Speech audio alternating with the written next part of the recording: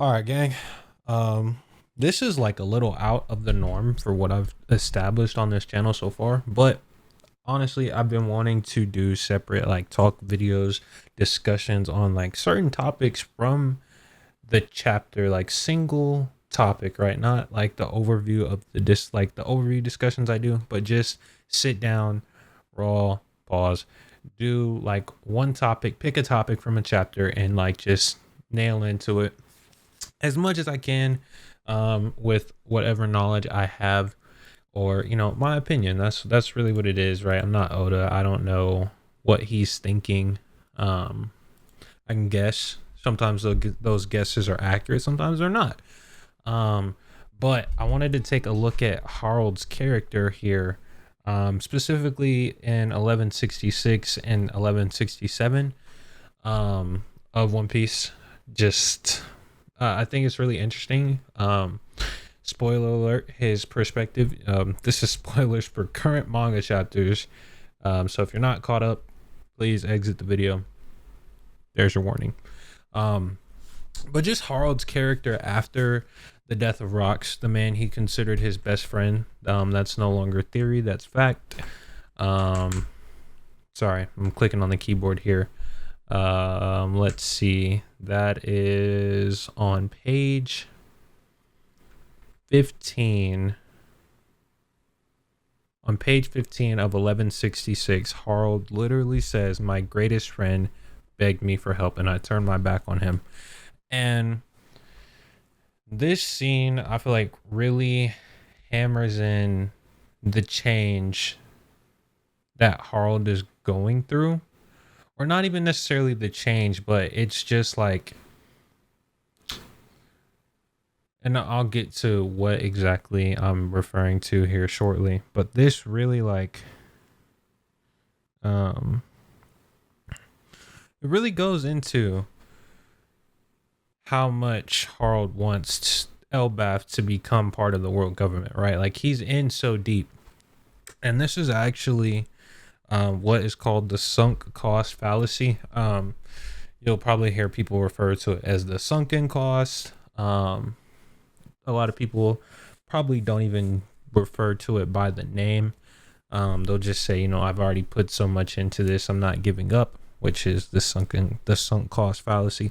I say sunken cost fallacy because it rolls better off the tongue, but it is technically in the dictionary. It is, I don't know if, whatever, you Google it, you get the definition anywhere.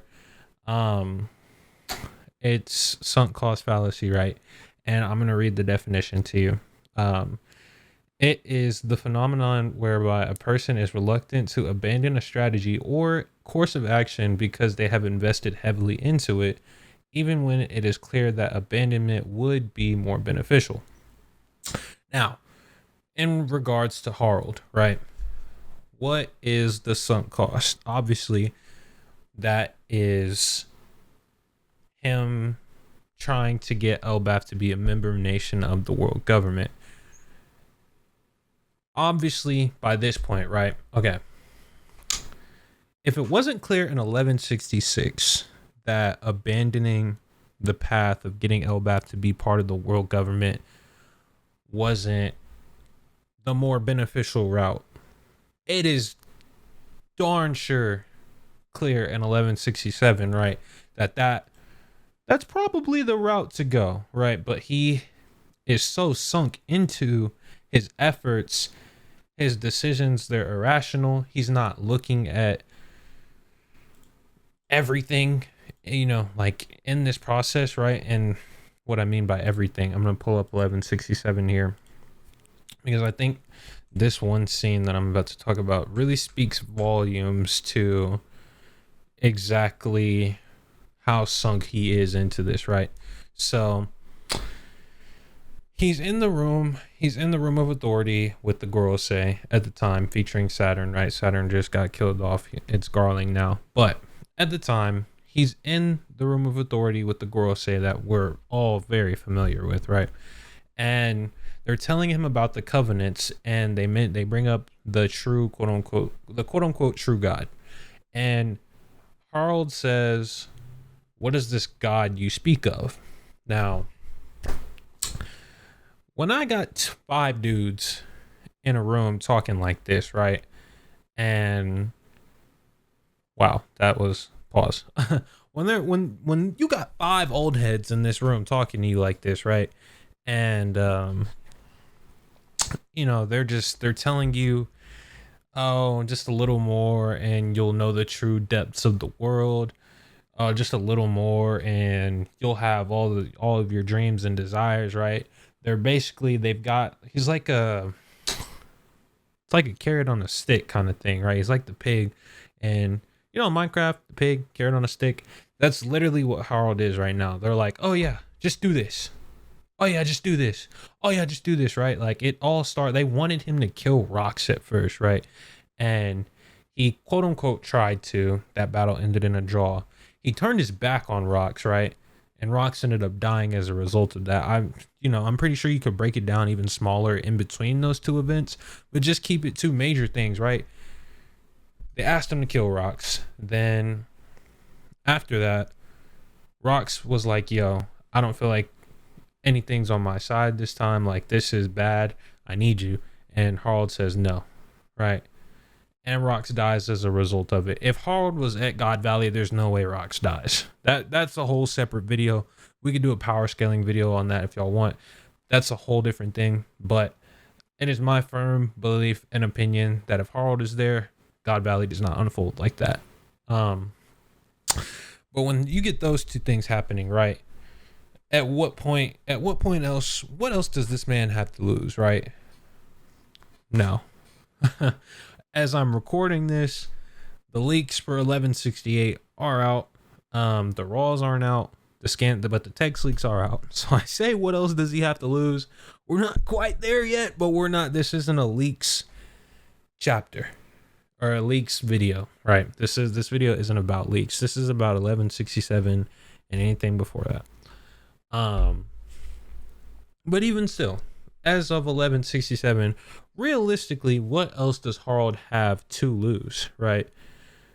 Like, yes, he could lose his kids. Yes, he could lose his country. But in the sense of, like, to achieve this goal, right? He already has forsaken his best friend. His best friend is now dead, right? He already tried to kill him, quote unquote, tried to kill him. I don't really think that either one of them were trying to really harm the other. He is like, he's going around being a dog of the military without actually being part of the world government as it, like, the country, right? Gosh, my chair is squeaking like crazy. He's going around doing all that, trying to appease the world government, and it has all amounted to pretty much nothing until 167, right? And now you see this a lot in, like, media with people being manipulated, right? They ask you to do so much, they'll tell you, oh, just a little more and we got you, just a little more and we got you, just a little more and we got you. And then when you're at your wit's end, they give you a itty bitty reward. But to you, because you've tried so hard and you've done so much, that reward feels like the biggest step to your dreams and or desires that you've taken thus far. And in some way it kind of is, because under them you haven't really made any real progress, right? You've made the progress that they've wanted you to make, and that's exactly how they've manipulated him. But to him, this is kind of how I see the sunk cost, right? He's done everything that's asked of him, and it's resulted in some losses or in some situations that are just miserable for him. He no longer has his horns. He has, how do I say this? People are scared of him, the rumors of him, right? He's lost his horns. People are practically scared of him. They're already scared of giants, right? Like, that's part of the reason he's having to go through all this. And now he's lost his best friend. And, one might say, like, oh yeah, this is like 2 or 3 incidents, but think about your best friend, right? Whether that's your wife, your girlfriend, your boyfriend, your husband, whoever, or just a friend in general, right? Your best friend comes in many different forms. It could be your pet, it could be your parent, your significant other, or just a regular friend, guy, girl, doesn't matter. But imagine that person, they are asking you for help because they feel like they're at their wits end. They feel like it's not like what they're about to face isn't going to go their way, and you say, "Nah, I can't. Like what we got going here, it's too important for me to risk it for you," right? And then you really want to, but you're so invested to the point where you decline that, and they go out, and what they said proved to be true. They needed you, and now they're gone. That is what just happened to Harald, right? And he has to live with that. And because he has come into contact with such an extreme, there's no other choice but to keep pushing forward. And in pushing forward, every decision he is making from the here on is without second thought. If the world government says bark, he barks.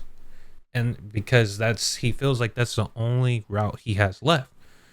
And we see this throughout 1167, right? He gets the lowest covenant. It's an honor. Like, he's so excited, right? He's like asking about, what is this true God you speak of? And they brush it off, basically. They're like, oh, you'll find out when you need to. And he's like, oh, okay. Is that when Elbaf can be a member? And they're like, yes, of course. And he's like, I'm so grateful. Like, he's ecstatic. He's like over the top, over the moon at these little breadcrumbs they're giving him. And even Summers I feel like the way Summers said this is kind of like condescending. It's like he's mocking him. It's like, can you take orders? You're the king of Elbaf. And Harald is just like, of course, your word is my command. And I'm not gonna lie, my literal reaction is like, this guy's a dumbass. Pardon my French. I try not to swear. But I'm like, this guy is dumb as bricks. But when you sit down and think about it, he's got to stay the course, because he's already lost so much on this course. If he turns back now, it's going to feel like for nothing. Even though turning back now, like, is without a doubt the best course of action, it's going to feel like for nothing. So he can't, right? That's the whole point of the sunk cost fallacy, or just, the sunken cost. And we keep seeing it, throughout this chapter. I guess I say we keep seeing it, but we see it. I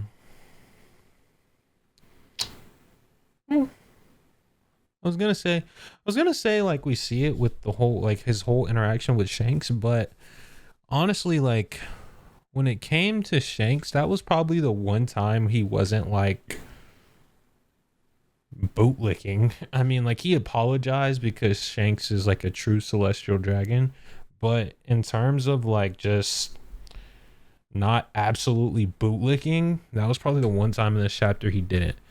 So yeah, I honestly don't know if I got any of those points across very well, but Harald, he took that oath after Rox died. He tore out his horns, became a dog of the government, and it seems like he's on his way to becoming a holy knight. He has the covenant now. It's the lowest level, so he's just the devoted blade. But just with where this whole flashback started, 14 years ago in the castle, and how there was an abyss circle in his castle, I feel like maybe, I don't know if he becomes a holy knight, but he's definitely on that path for sure. So just having gone through all that, like taking his oath with the government, terrorizing all the pirates, Rox is dead, he now has he's in, and there's no turning back for him. And that's kind of what I was trying to convey here. But I hope this video was somewhat informative. kind of gave you a little bit of insight on what exactly is going on in his mind, Harald's mind. Like I said, I'm not Oda, but I can take a good guess, and I feel like I have pretty good inference skills. Maybe that's not the right word. Maybe it is. I can infer pretty well from what I'm reading. But that's gonna be that, guys. Make sure you give a like rating if you enjoyed. Comment down below what you like. What's your viewpoint on Harald? Like, is he like just in this deep? Like, do you think obviously he can still turn back, right? But do you think he will? How do you think we end up at the scene that we get at the start of this flashback? Let me know down below in the comments. Give me a like rating if you enjoyed. Hit that sub button, and we'll be back covering chapter 1168 when that drops, and I will see you guys then. Have a blessed day. I love you all. Peace.